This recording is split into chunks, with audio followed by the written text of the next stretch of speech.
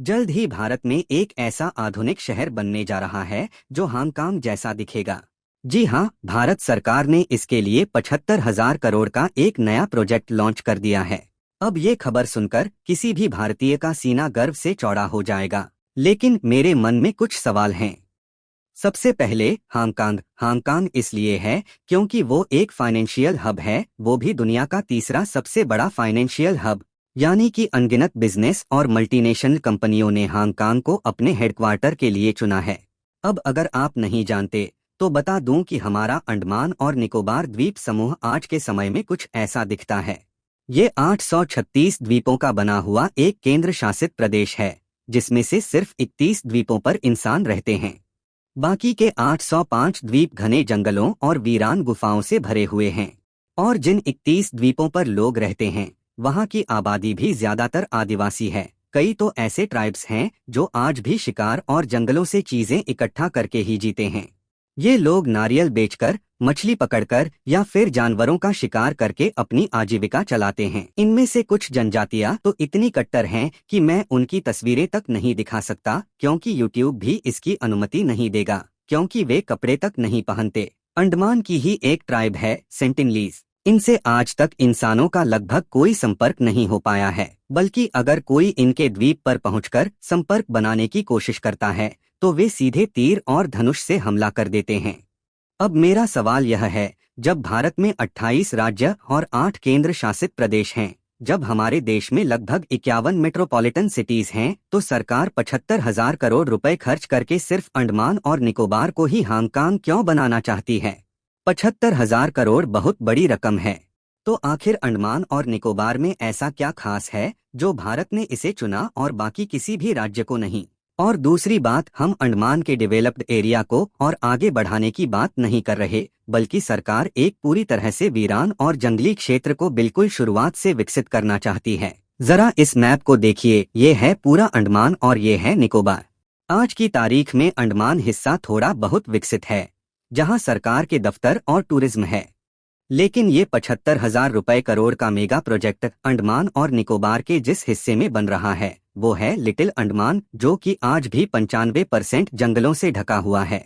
अब सवाल उठता है कि सरकार पहले से ही विकसित इलाकों में इंफ्रास्ट्रक्चर क्यों नहीं बना रही, और क्यों वो एकदम जंगल में शहर बसाना चाहती है। तीसरी बात, सरकार का प्लान है कि वो इस छोटे से इलाके को हांगकांग जैसा फाइनेंशियल हब बनाना चाहती है। लेकिन सवाल ये है कि क्या ये प्रैक्टिकली पॉसिबल है, क्योंकि अंडमान और निकोबार में ज्यादातर आबादी ट्राइब्स की है। तो यहाँ स्टार्टअप्स और मल्टीनेशनल कंपनियां आएंगी कैसे? इसके लिए तो चाहिए कि देश विदेश से एंटरप्रेन्योर और एमएनसीज यहाँ आएं, पर जब उनके पास न्यूयॉर्क, लंदन, टोक्यो जैसे विकल्प मौजूद हैं, तो वो लिटिल अंडमान क्यों चुनेंगे? क्या कोई ऐसा यूनिक एडवांटेज है जो अंडमान के अलावा दुनिया का कोई और शहर ऑफर नहीं करता? अगर अंडमान को सही तरीके से विकसित किया जाए तो यह एक ऐसा रणनीतिक पोर्ट बन सकता है जो इस पूरे इंडो पैसिफिक क्षेत्र में किसी भी देश के पास नहीं है। और अगर यह बनता है तो लाखों करोड़ों डॉलर का फायदा न सिर्फ भारत को बल्कि आसपास के देशों को भी हो सकता है। अब असली गेम समझते हैं। देखो, यह पूरा प्रोजेक्ट सिर्फ लिटिल अंडमान तक सीमित नहीं है। इसका एक बड़ा हिस्सा निकोबार द्वीप के गैलाथिया बे में भी बन रहा है, जिसे एक रणनीतिक ट्रांसशिपमेंट हब के रूप में विकसित करने की योजना है।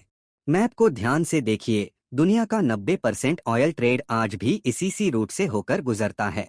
अब मान लीजिए कि चीन से एक शिप ओमान के लिए रवाना हो रही है, लेकिन उसे रास्ते में म्यांमार, बांग्लादेश, भारत और श्रीलंका का माल भी उतारना है। एक एक करके सब जगह जाकर माल डिलीवर करने में समय भी ज्यादा लगेगा और खर्च भी ज्यादा आएगा।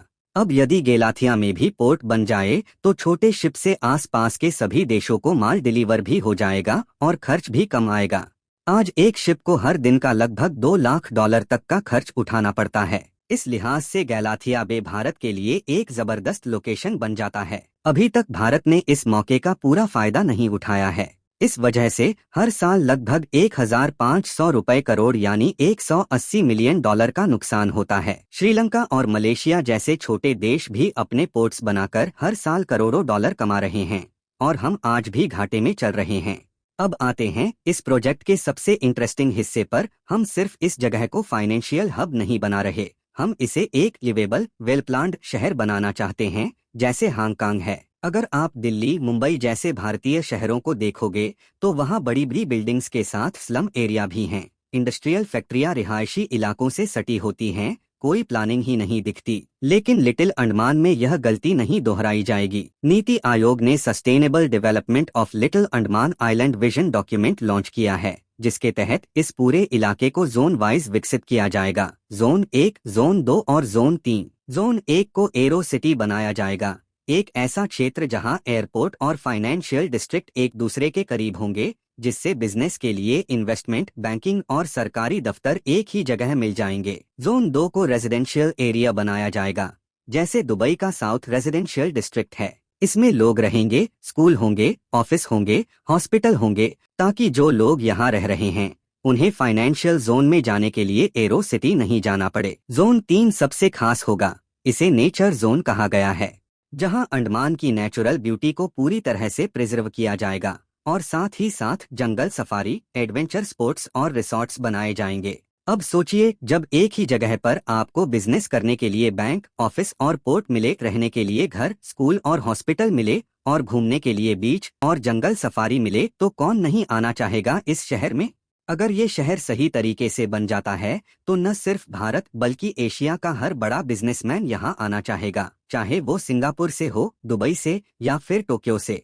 और यही कारण है कि इस शहर को द्वितीय भारत यानी सेकंड इंडिया कहा जा रहा है, क्योंकि यहाँ वो सब कुछ मिलेगा जो भारत में अब तक अधूरा है। साफ सड़कें, बिना ट्रैफिक वाली लेन, 24 घंटे बिजली पानी और हर नागरिक के लिए आधुनिक सुविधाएं। लेकिन सवाल यही है, क्या ये सपना हकीकत में बदलेगा? क्योंकि ऐसी बातें हमने पहले भी कई बार सुनी हैं। जैसे जब गिफ्ट सिटी बन रही थी तो उसे भारत का सिंगापुर कहा गया, लेकिन क्या वो वैसी बन पाई? जब अमरावती बन रही थी तो उसे भारत का सुपर सिटी बताया गया था, लेकिन आज वो भी अधूरी पड़ी है। ऐसे में सवाल ये उठता है कि क्या लिटिल अंडमान का ये मेगा प्रोजेक्ट सिर्फ एक पावर पॉइंट प्रेजेंटेशन बनकर रह जाएगा, या वाकई में ये भारत का अगला हांगकांग बनेगा? क्योंकि इस प्रोजेक्ट को पूरा करने के लिए जो सबसे बड़ा चैलेंज है वो है यहाँ के आदिवासी समुदाय और पर्यावरण। लिटिल अंडमान में कई ऐसे ट्राइब्स रहते हैं जिनका जंगलों से गहरा जुड़ाव है और सरकार का प्लान है कि वहाँ 130 वर्ग किलोमीटर का जंगल साफ करके इमारतें, एयरपोर्ट्स बनाए जाएं। अब सोचिए, 130 वर्ग किलोमीटर मतलब पूरे लखनऊ शहर से भी बड़ा एरिया साफ करना पड़ेगा। और ऐसा करना न सिर्फ पर्यावरण के लिए खतरा है, बल्कि वहाँ रहने वाली ट्राइब्स की संस्कृति, उनकी पहचान के लिए भी विनाशकारी हो सकता है। अब यहाँ दो रास्ते हैं, या तो सरकार जंगल काटे, जनजातियों को विस्थापित करे और एक हाईटेक शहर खड़ा करे, या फिर एक ऐसा स्मार्ट मॉडल बनाए जिसमें जंगल, ट्राइब्स और शहर तीनों साथ साथ अस्तित्व में रहें। यानी ऐसा मॉडल जो सिर्फ शहरीकरण न हो बल्कि एक सस्टेनेबल डेवलपमेंट हो। और यही भारत की सबसे बड़ी परीक्षा है, क्योंकि अमेरिका, चीन, जापान ये सभी देश शहर बनाना जानते हैं, लेकिन एक जंगल को बचाते हुए शहर बनाना ये केवल भारत ही कर सकता है। और अगर हमने ये कर लिया तो यकीन मानिए, लिटिल अंडमान सिर्फ भारत का हांगकांग नहीं होगा, वो पूरी दुनिया के लिए एक आदर्श बन जाएगा। तो दोस्तों, अगली बार जब कोई आपसे कहे कि भारत में हांगकांग नहीं बन सकता, तो उन्हें ये वीडियो जरूर दिखाना। आपकी राय क्या है? क्या लिटिल अंडमान वाकई भारत का हांगकांग बन सकता है? और अगर आप चाहते हैं कि भारत में ऐसा हांगकांग सच में बने, तो इस वीडियो को हर उस भारतीय तक पहुंचाइए जो देश की तरक्की देखना चाहता है। जय हिंद।